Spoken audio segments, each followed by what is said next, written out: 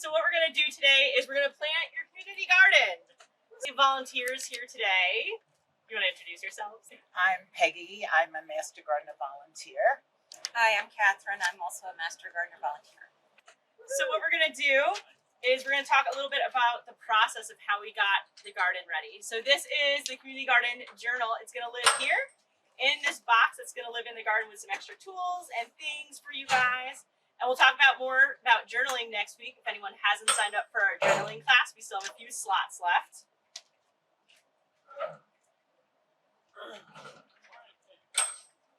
So to start the garden, this is what it looked like. On May 28th, it was super weedy.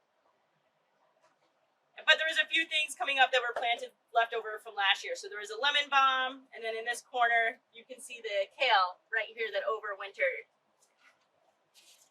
And so after several weeding sessions, Peggy and Diane came down with me. Diane's husband graciously weed whacked the garden for us, and then we put down some new soil and some compost around it.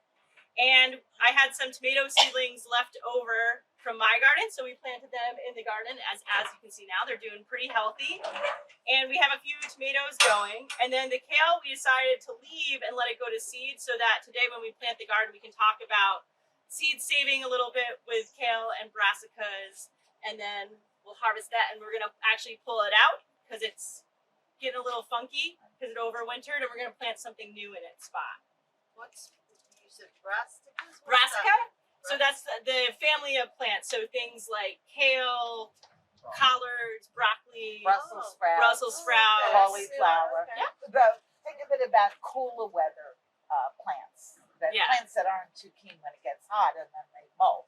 They send up flowers and seeds. And you're welcome to try the kale. It wasn't too bitter last week, but usually with those sorts of things, when it starts getting hot, they bolt, they go to seed, and the plant starts tasting really, really bitter.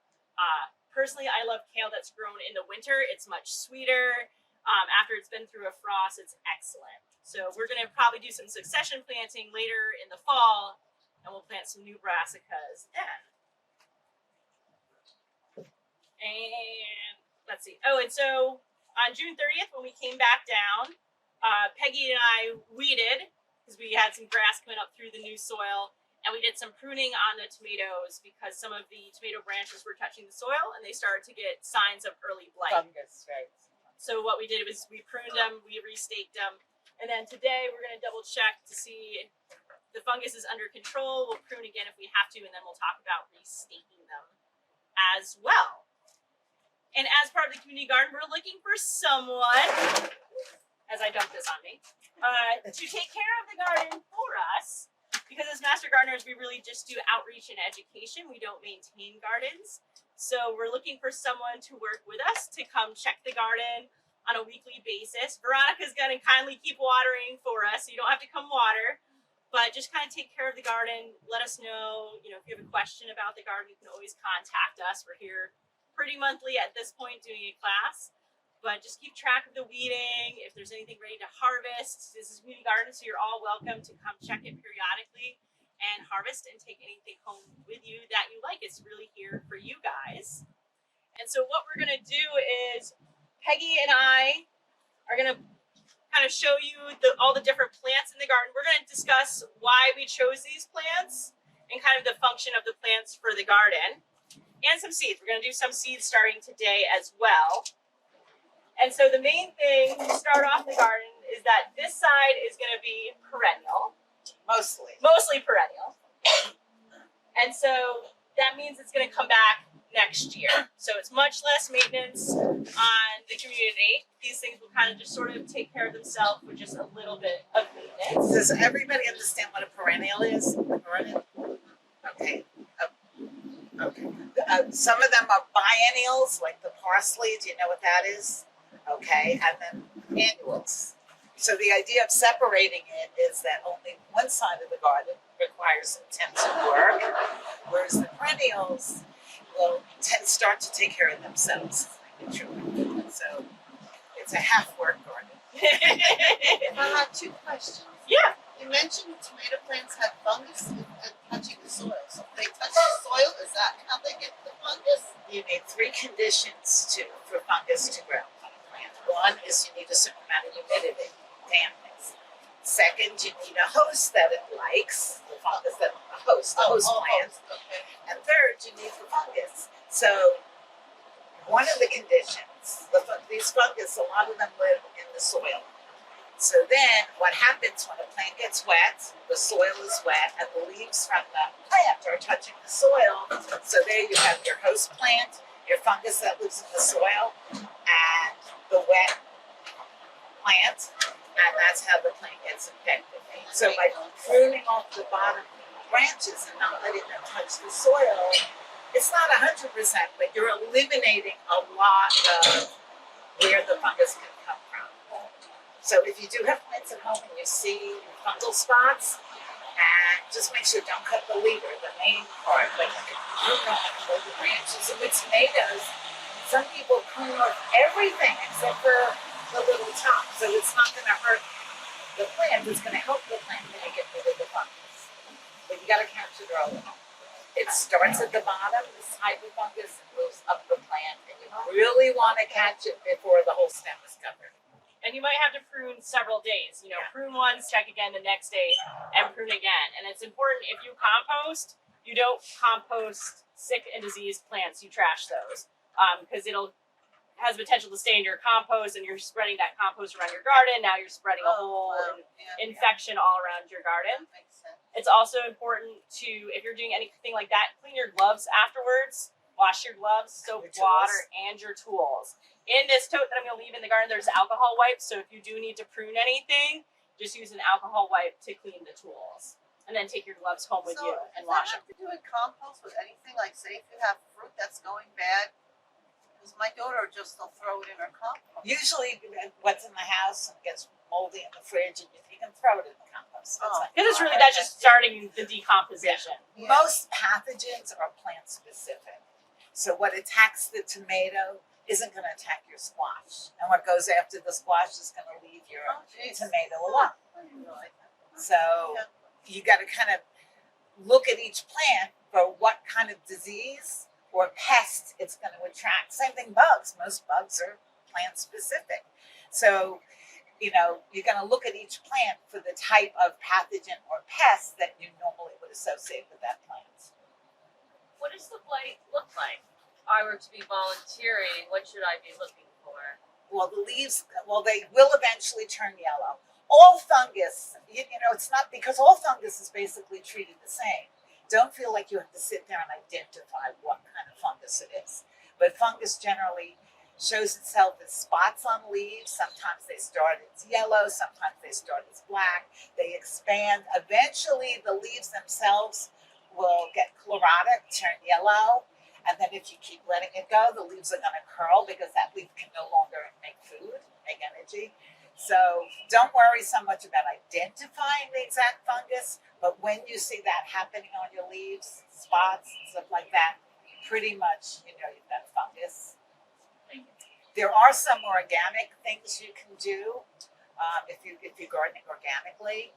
So if you really see that it's spreading a lot, there are some organic sprays that you can use. And copper is something they use. I mean, I personally try not to spray anything, but if it's getting out of hand and you don't want to pull a plant, there are organic sprays you can use. The reason I don't like to spray is I like to eat as I work in the garden. It's like I don't want to go. My mother always did that. Pick something, eat the next one. Pick something, eat the I mean, seeing that one pea made it inside. So that's why I don't like to spray. But, you know, if I had something that was getting totally out of hand, then, you know, I might do that. The other thing is, generally speaking, this isn't such a crowded garden, but generally speaking, you don't want to plant all your tomato plants together. You want to spread them out in the garden. You don't want to put all your squash plants together. You want to spread them out. Because if you think about the fact that pests are plant specific, the last thing you want to do is like advertise. Here's the tomato restaurant. Here's the squash restaurant. So by mixing things up, which we call intercropping, you can alleviate some of the pressure, the pest pressure on your plants as well. But you know, it's a garden. It's in nature. Don't get upset if you lose a plant to a pest or a fungus. It's just part of it, you know. So this is last year's lemon balm. As you can see, it's already bolting. And we just pruned this on Friday, and some of the outer leaves started to look a little sickly. You can see here underneath, some of them are starting to turn brown. And so what we did is we took off the stuff that started to look sick, and these little shoots were just way little babies down at the root base. And you can see just in a couple of days with plenty of water and the weather we've been having, it's already, the new growth's already a couple inches tall. This lemon balm is also an herb. You can dry the leaves, and that's very easy. Just cut them off, put them somewhere to dry. You can use like a strainer with a strainer, or just put them on a paper towel and then jar them, and they make great tea. Yeah. Really good for your throat. This is a coneflower in echinacea, which is, you know, is a cold remedy, right? It's used medicinally. We like it in the garden for a few reasons. One is that you can use it medicinally, but another reason is it's a native plant that attracts pollinators. So this is an excellent pollinator attractor, and it's native to this area, which means native pollinators will be happy with it. The same way that pests tend to be host specific, a lot of our pollinators, our important pollinators, are plant specific. So, or a couple of plants. You know about milkweed and monarchs, right? So we always like to have native plants to attract pollinators. And then don't be afraid, just because this isn't a vegetable, you can come pick some flowers as well as part of the community garden. It doesn't have to be just the food. And generally, deer will go someplace else. Generally. Once the flowers. Once the flowers. If you can feel these are quite spiky, and so the deer don't like those. But the bees love them. The bees will come and fall asleep on them and look really cute. Right. Are you happy with that? I'm happy with that. I think that looks good. And these are regular chives. There's different kind of chives out there, but these are very hardy, very easy to grow. And you can even cut some of them, you know, when it gets big, put them in a pot and grow them inside over the winter. They will flower inside too. So, And they like shade, which is why we chose to plant them kind of in the shadow of the cornflower so that they don't get too much sun. And the flowers you can put in vinegar as well, and you have like an onion flavored vinegar, and the vinegar turns purple. chives don't dry the greatest, but what you can do is cut them up and chop them up like in a teaspoon size or tablespoon, depending on what kind of recipes you tend to use. Throw them in an ice tray, fill the tray with water, freeze it, take the cubes when they're all frozen, throw them in a baggie, and just use them in your recipe. So you pre-measure, and you know, they last as long as ice lasts. So thyme is a low-growing plant. Sometimes, you know, if you can't find the sun, it might grow a little bit taller, and it'll spread as a ground cover. It's a popular herb. Oh, marigolds. So Lots of marigolds. yeah, marigolds are reputed to be a trap plant for pests that bother tomatoes. So they're also, you know, they're pretty and they're fragrant. But if you plant them near tomatoes, supposedly the pests that would normally go after tomatoes are repelled by these. Do I need to do anything with these roots? You could loosen them a little. So I should make a trench around these marigolds also? Sure. Help hold the water in a little bit. When you deadhead these, it promotes more blooms. So just the dry old blooms, you take them off. If you're visiting the community garden and you see some that are deadhead and dried, like feel free to sprinkle them or take them home, whatever you guys want to do. You know, every plant is perennial or biennial somewhere. Like we think of like peppers, we think of them as annual. They have to replant them every year. But if you live in Florida, your peppers are year-round, perennial, and they just keep going. So annual versus perennial has a lot to do with your growing zone and how many growing days you have before, you know, frost comes. So lots of things that we think go to just turn perennial are really plants that do die back, but they spread their own seeds. They self-sow, which is how they come back the next year. So we just kind of lump them together as perennials. So they're lazy plants versus plants you have to work. And which is a mix. Like when you have your own garden, you've got to know how comfortable you are with how much work of the things that you're planting. You know, don't make an overly complicated garden if that's not your style. That's okay. Do what works for you, right? And what have you the ability to do. Share what's growing in your garden these days. Mostly flowers. Yeah. Joanne wants more vegetables, but I'd rather grow flowers that the deer don't eat. Yeah. I have everything in pots on my deck because I had so much trouble with the deer and the chipmunks and the rabbits. So everybody likes to come and eat something, even if they just dig it up and they don't need it. You know? Right, they want to see what's there. The chipmunks Right. are really good at that. Right, yes, right. But this is good because you can have it fenced in and you don't really have deer over here, right? Yeah, and it's nice to have a community garden. You have other people you work with. Oh, and, yeah. Think of how much work you want to do. You know, as we get older, like I'm at the point where I'm trying to change the balance in my garden. I would like it to be 70% perennial, and then I only have to work 30% of it.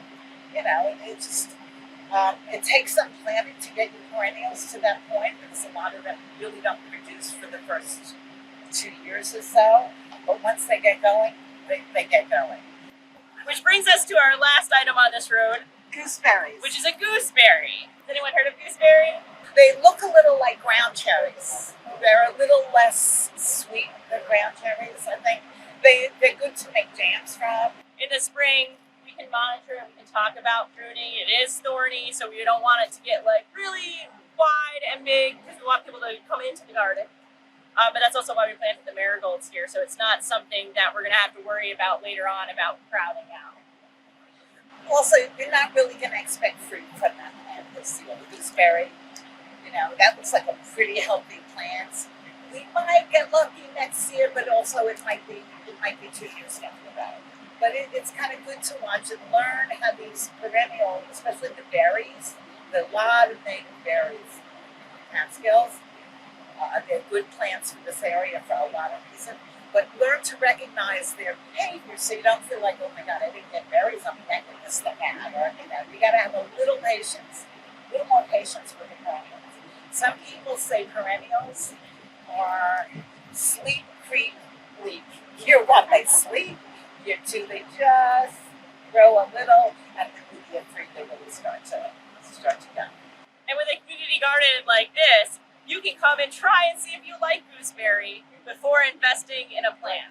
But if anyone likes gooseberry, we have an extra that we don't have room for that you can go home with today. If someone wants a gooseberry plant. We decide that you should have some fun this fall, so we're putting in pumpkins. This is Long Island. We're going to use the Long Island cheese pumpkin. These are Long Island cheese pumpkins, and the reason this is probably a decent bet for putting over here is because you can actually pull them off the vine when they're still kind of yellowy orangey, and they actually turn kind of a beigey orange, but that will happen inside. My also personal experience is these store up to a year in your house. So, and they're called cheese pumpkins because they look like a wheel of cheese. They're kind of flat, and it's a very, very tasty pumpkin. Some people say they think it's the best. So this is going to be sown.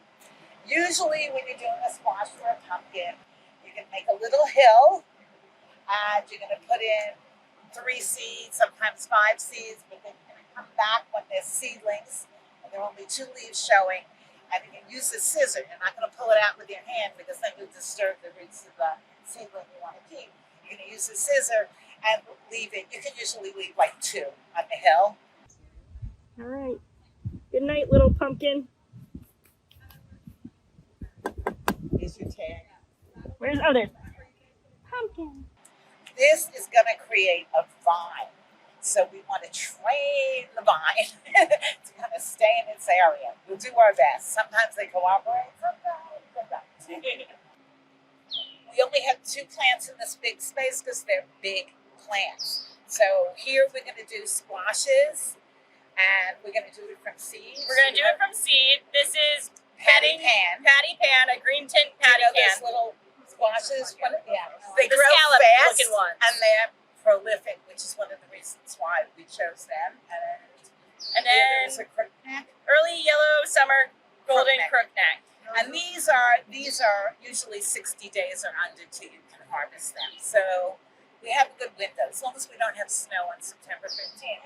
Last year we had it September 18th where I live. But you would think that it's a little late to plant squash, but actually it's almost the perfect time because we're missing the squash borers. Right.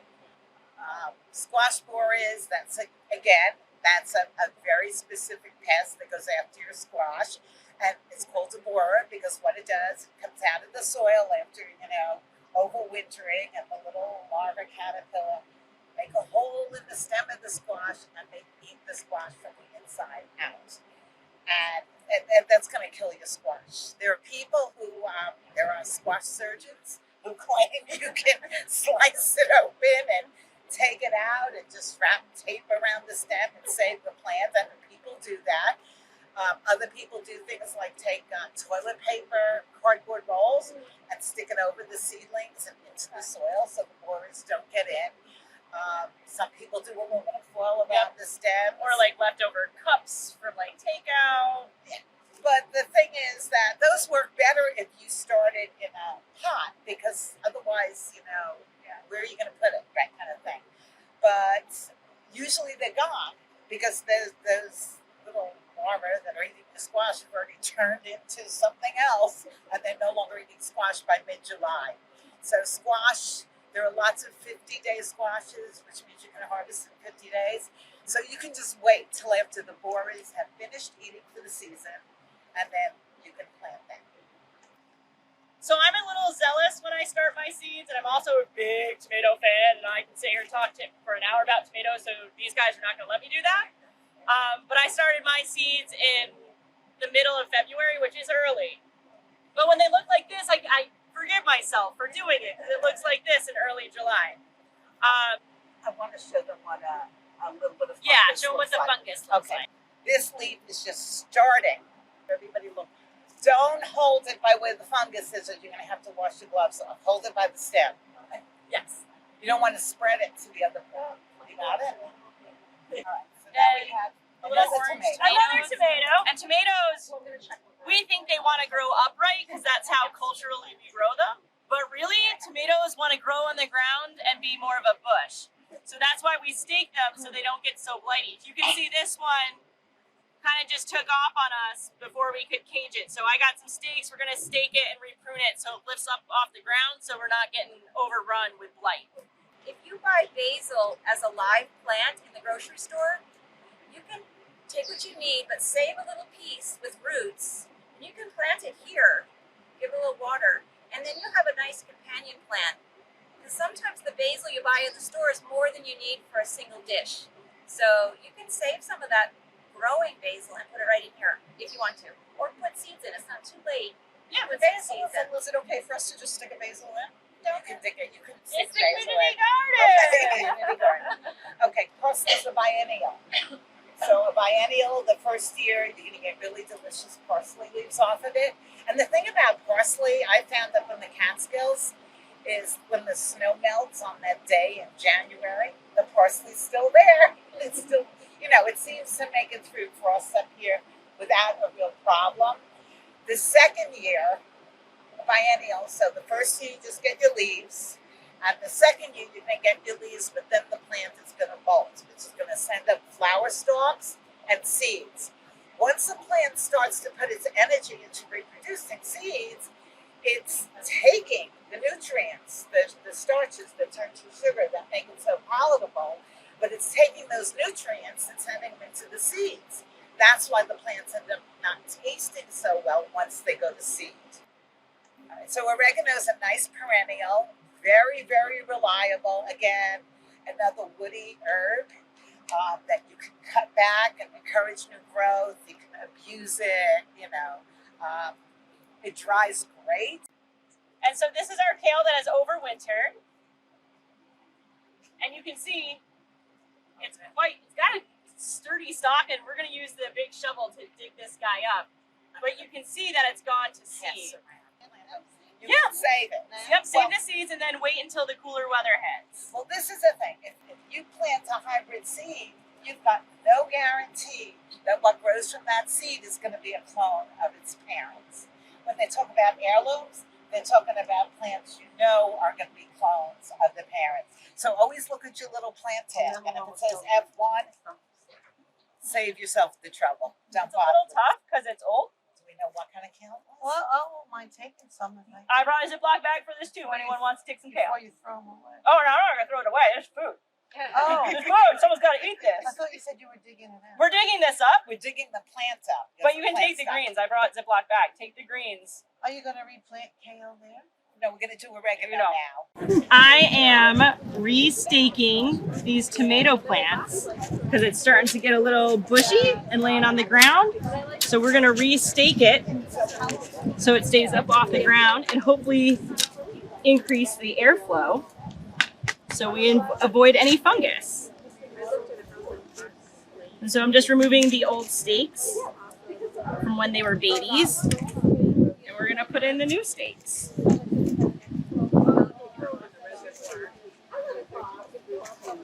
Harnessing the power. Harnessing the power. And I'm just using these little clips to attach them to the stakes. They're nice because they allow the plant to grow with it without choking it off, and they're adjustable so we can move them easily as the plant grows. So I'm just going to take off any fungus that I see, like that. And we'll just take that off so it doesn't spread to the rest of the plant.